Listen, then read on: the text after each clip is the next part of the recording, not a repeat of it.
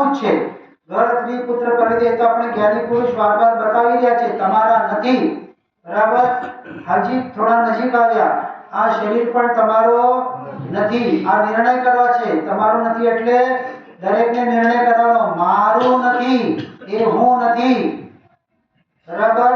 એ પાંચ ઇન્દ્રિયોનો આ મન વચન કાયાનો આ જળ મુર્દો જીતો જાગતો મળતું જ છે, બીજું કાઈ નથી। એનો નિર્ણય શ્રદ્ધાન કરવું પડશે। બીજી થોડા આગળ વધીએ, ચલો શરીર મારો નથી પણ એ જે હું કર્મ બાંધ્યા છે એ તો મારા ખરા કે નહીં, કે હું કર્મ બાંધ્યા તો મારે ભોગવવા પડે કે નહીં, તો હવે પરમાર્થ દૃષ્ટિ કહીએ આ પણ તારા નથી। કર્મ જડ છે અને જડનો ઇફેક્ટ જડ પર થાય। શું કર્મ જડ છે, જડનો ઇફેક્ટ જડ પર થાય, એટલે જડ એટલે શરીર કે સંસાર, આ બધું જડ છે, પારકું છે। આત્મા ઉપર કર્મનો ઇફેક્ટ ક્યારે થયો ન થઈ શકે। કર્મ આત્માનો અંશ માત્ર પણ વાળ વાકું કરી શકે નહીં, કારણ આત્માને વાળ જ નથી। વાળ હોય તો વાકા કરે ને, આત્મા તો અરૂપી છે, અશરીરી છે। કર્મ આજે સુધી આત્માને અડ્યા પણ નથી, ભલે સાથે હોય તો હોય। એવો નિર્ણય, એવો નિશ્ચય, એવો શ્રદ્ધા પોતે પોતાથી પોતા માટે કરવું પડશે। આ શ્રદ્ધા થયા વગર તમે આત્મા સુધી પોતા સુધી પહોંચી નહીં શકો, નહીં તો પારકામાં જ અટકી રહેશો। હવે બાંધ્યા અમે ભોગવા પડશે, શું કરીએ? હા, બંધાયા આત્મા થકી, જેવા જેવા આત્માએ ભાવ કર્યા એવા એવા કર્મ બંધ્યા, બરાબર, સત્તામાં પડેલા છે પ્રારબ્ધ કર્મ, એનો ઉદય આવી રહ્યો છે, પણ ફરીથી એને જો પોતાના માનશો તો નવા કર્મ બાંધશો।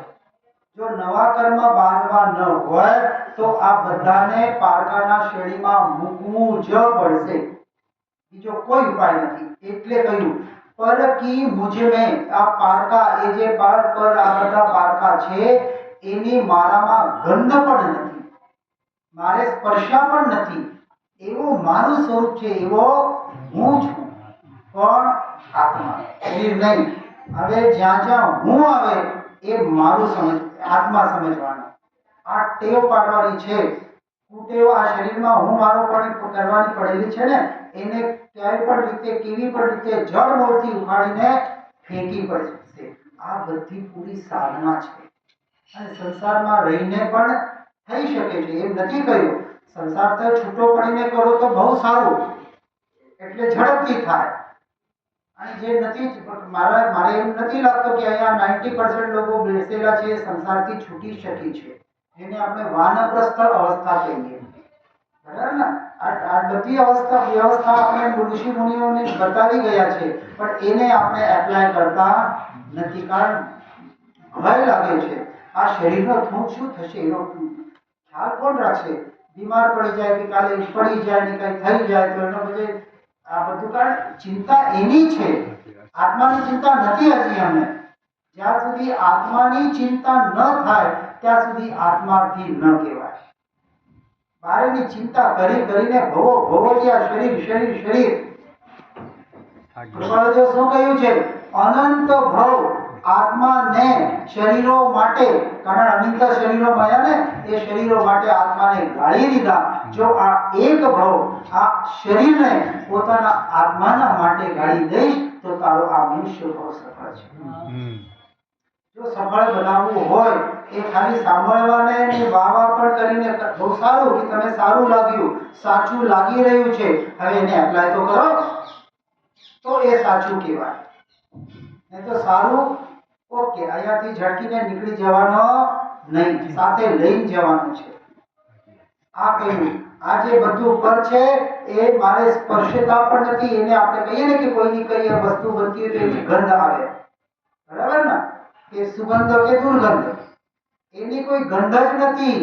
આત્માને સ્પર્શ નથી, રસ નથી, ગંધ નથી, વર્ણ નથી ને શબ્દ નથી। પાંચ ઇન્દ્રિયોના પરિણામ આ આત્માના પરિણામો નથી, એટલે મારા પરિણામો નથી। આ નિર્ણય કરવો પડશે, આ શ્રદ્ધા કરવું પડશે।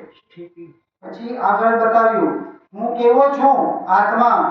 અરસ અરૂપી અસ્પર્શી પરસે કુછ ભી સંબંધ નહીં. એટલે અત્યારે બતાવી નો, મારામાં રસ નથી, મારામાં રૂપ નથી, મારામાં સ્પર્શ નથી, મારામાં કાંઈ છે જ નહીં. આ બધા આ જળના પૂતગલના પરિણામો.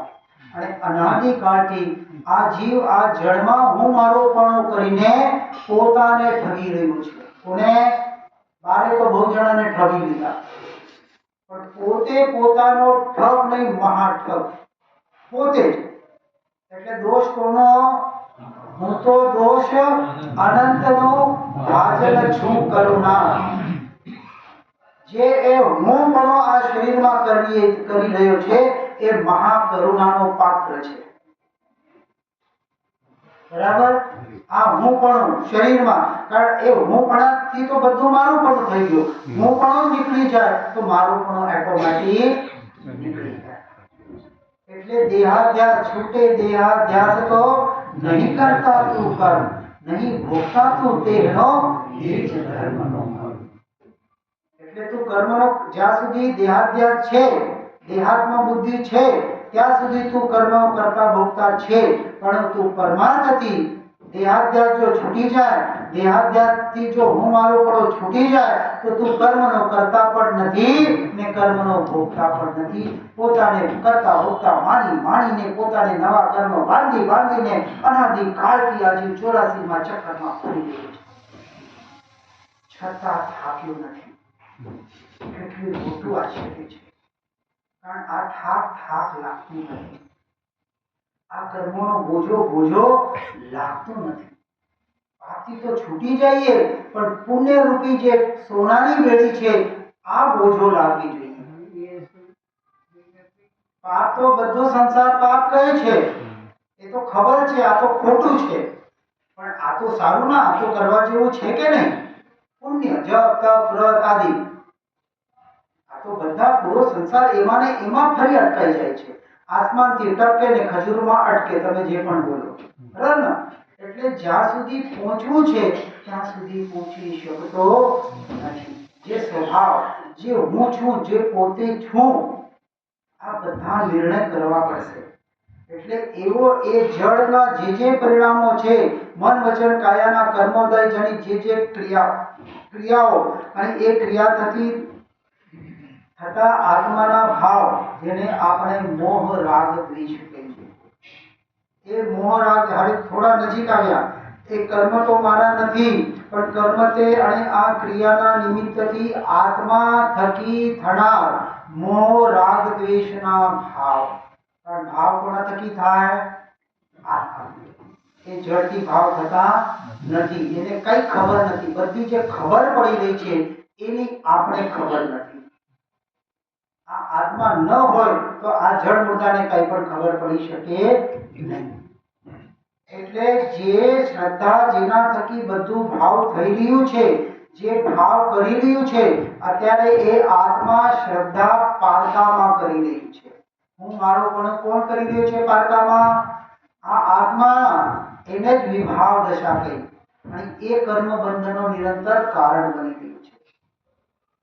હું શરીર, આ મારું નામ, આ મારું ગામ, આ મારું ઘર, નિરંતર ક્ષણે ક્ષણે આ જીવ ખોટા ભાવ કરી રહ્યો છે. ખોટું બોલ્યા કે નહીં? આત્માનો શરીર ખરો? જો પછી તમે પોતાને શરીર માનો તો તમે ખોટું બોલ્યા. આ ઘર આત્માનો ખરો?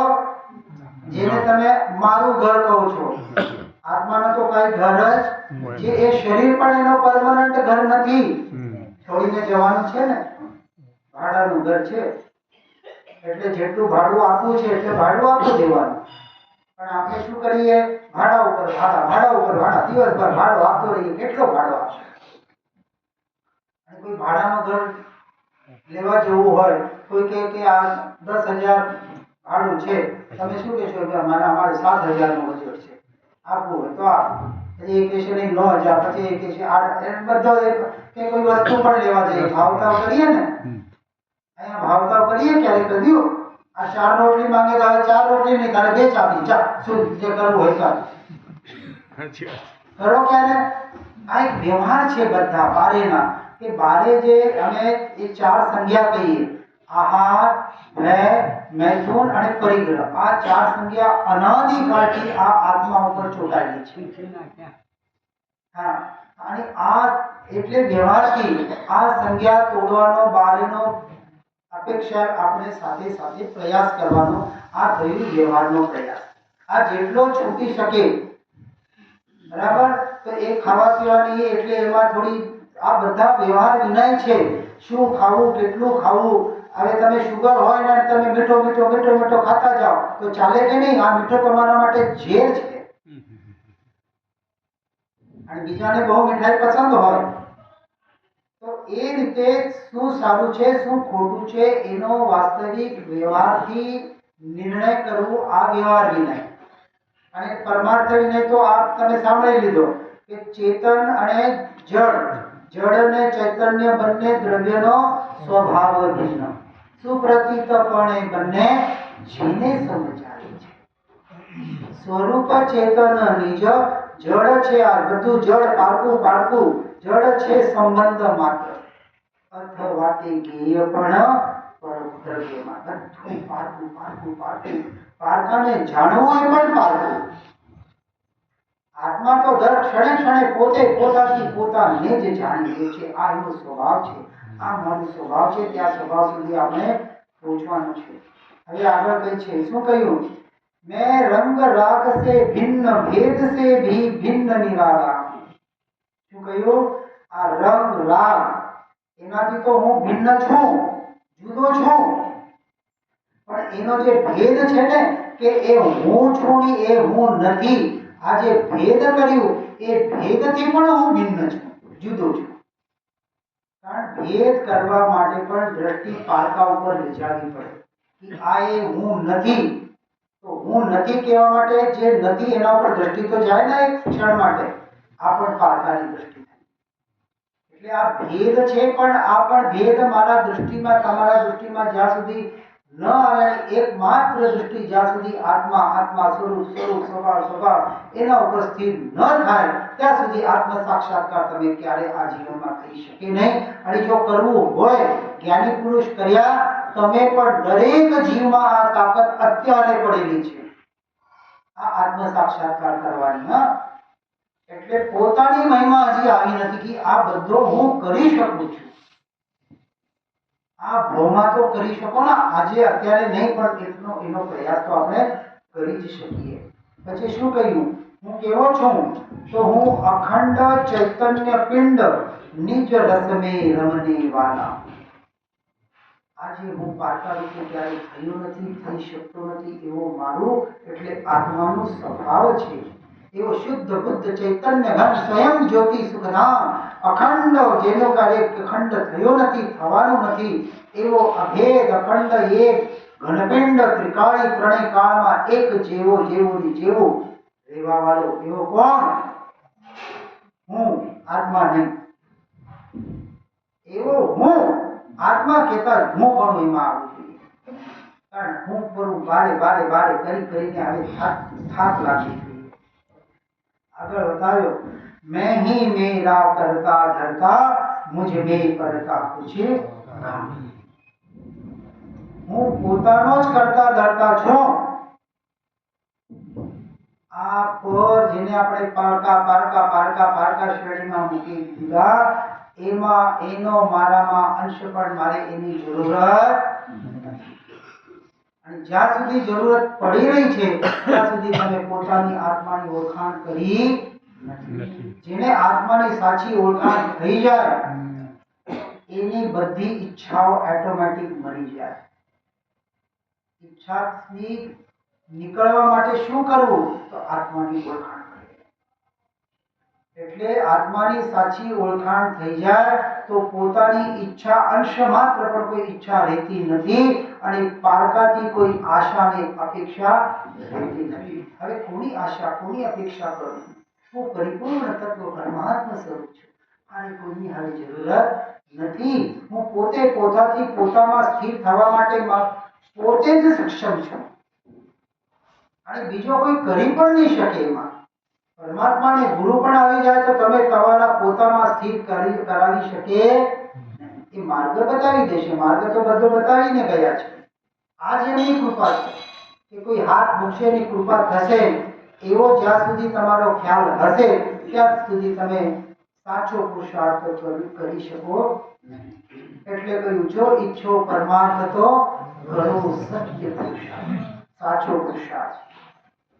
એટલે આગળ કહ્યું मैं मुझ में रहने वाला हूँ पर मैं मेरा विश्राम. હું પરરૂપે થઈ શકતો નથી અને આ પારકા પર વસ્તુ મારા સ્વરૂપે થઈ શકતા નથી. એટલે એને આરીસાનું ઉદાહરણ આપીએ છીએ. આરીસો હોય છે ને એમાં બધા વસ્તુઓ ઝળકે છે, પણ એ વસ્તુ આરીસામાં આવી જાય ખરા કે આરીસો આ વસ્તુ રૂપ થઈ જાય ખરો? આરીસામાં આગ જોવામાં આવે તો આરીસાને આગ લાગી જાય કે આરીસા ગરમ થઈ જાય કે એ આગ આરીસા રૂપ થઈ જાય? કઈ થતું નથી. એવો જ આત્માનો મારું સ્વભાવ છે, સ્વરૂપ છે.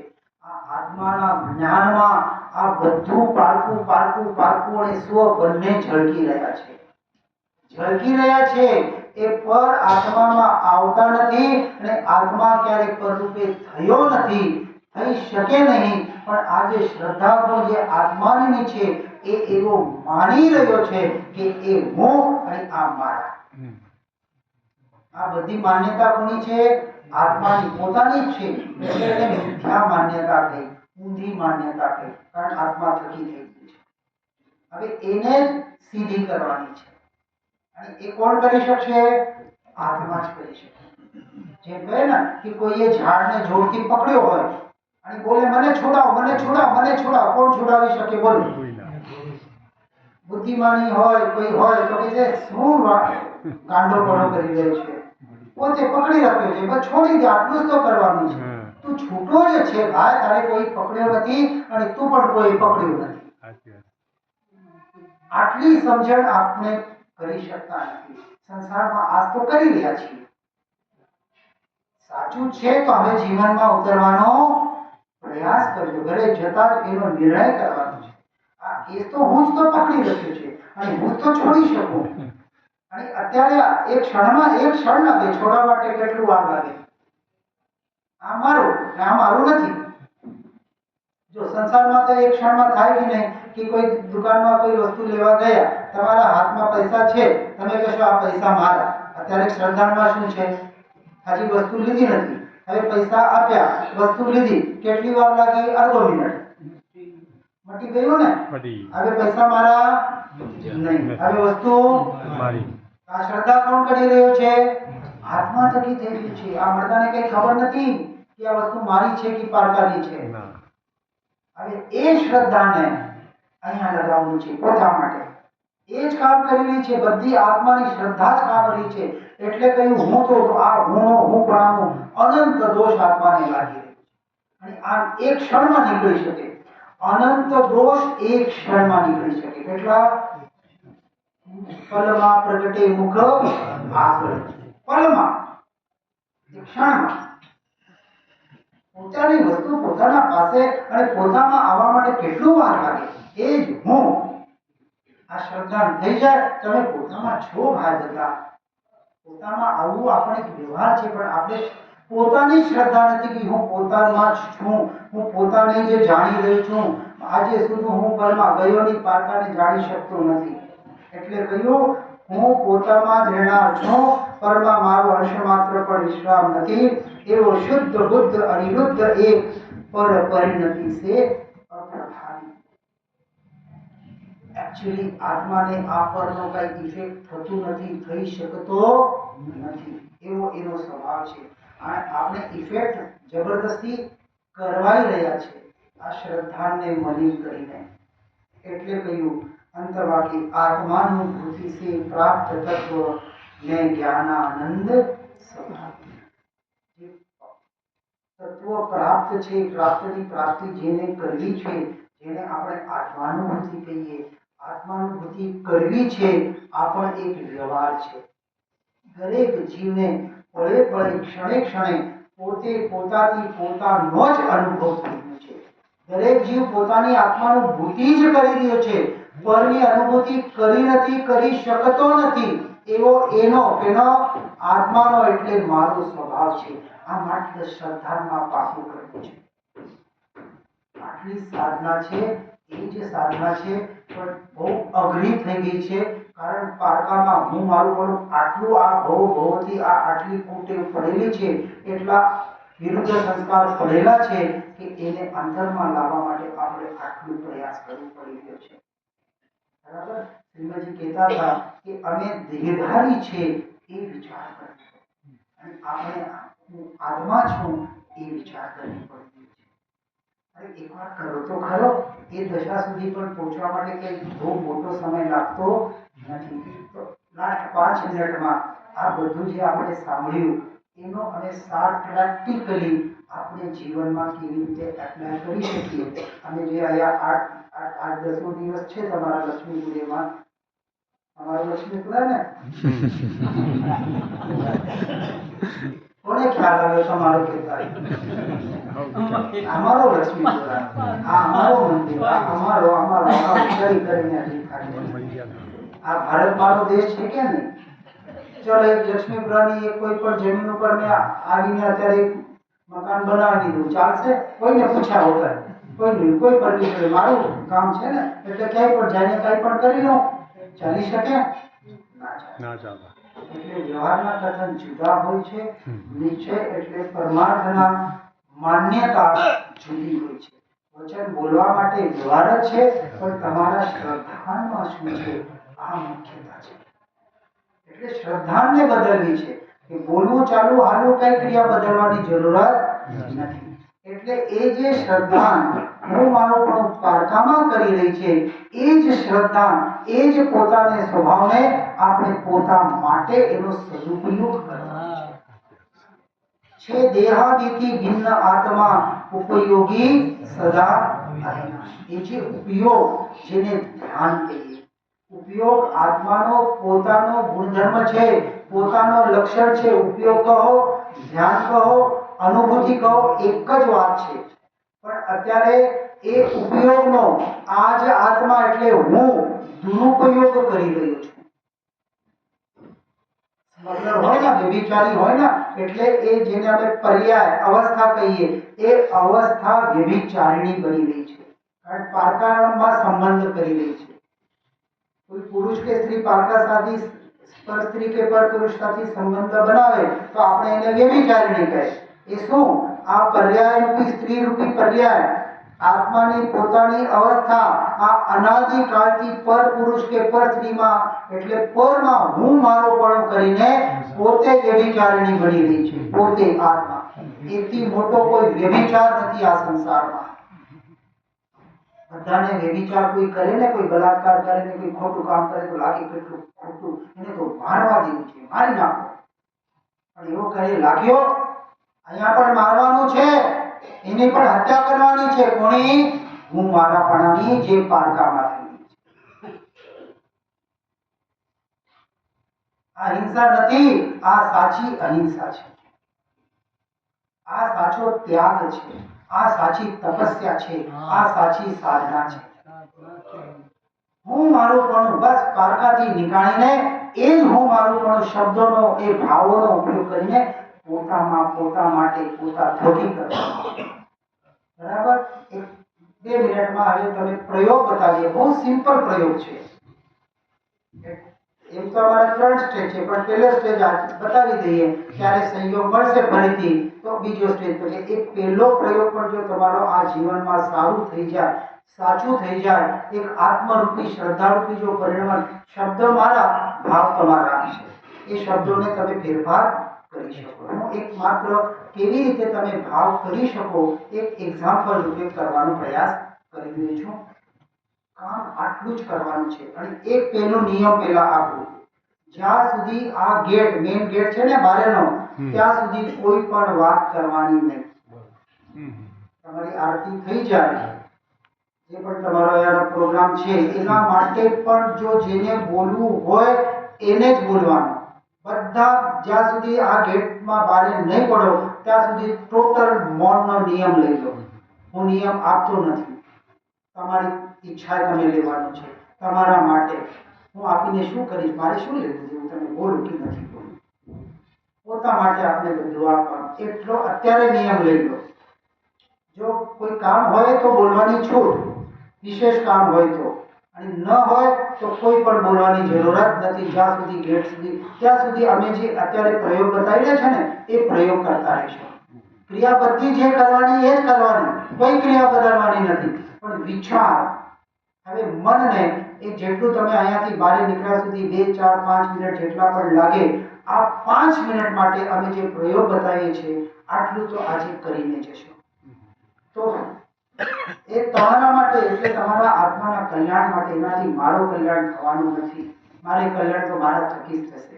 પોતપોતાનું કલ્યાણ પોતપોતાથી જ કરે. બહુ સિમ્પલ પ્રયોગ છે. આટલું જ કરવાનું છે કે મન, વચન, કાયા એટલે જળ, આ પૂતગલ, એની જે ક્રિયા છે, જે પાંચો ઇન્દ્રિયની જે ક્રિયા, સાંભળવું, જોવું, સૂંઘવું, ખાવું, રસ લેવું, શરીરમાં જે સ્પર્શ થાય છે, એ શરીરની જે હલન ચલન, ઉઠવું બેઠવું, ખાવું પીવું, જે ક્રિયા થાય એ શરીરની, એક બે વિચાર કરવાના, બે વાક્ય આપીએ, બે કરવાના. હા, એક નેગેટિવિટી નાસ્તિથી અને એક આસ્તિથી. આ જે ક્રિયા થઈ રહી છે એ ક્રિયા શરીરની થઈ રહી છે. કોની? શરીરની. હું નહીં બોલવાનો, અને હું જાણી રહ્યો છું. શું બોલવાનો? બે વાક્ય બોલવાના. શરીરની ક્રિયા બદલતી રહેશે. હું જાણી રહ્યો છું, આ તમારો કોન્સ્ટન્ટ ચાલશે. બરાબર? એક્ઝામ્પલથી બતાવું. અહીંયાથી તમે ઉઠશો, કોણ ઉઠશે? હા, બરાબર ને? તમે એટલે કોણ? હવે અત્યારે શરીરની અપેક્ષા કરી. શરીર ઉઠી રહ્યો છે એ બોલવાનું મનથી.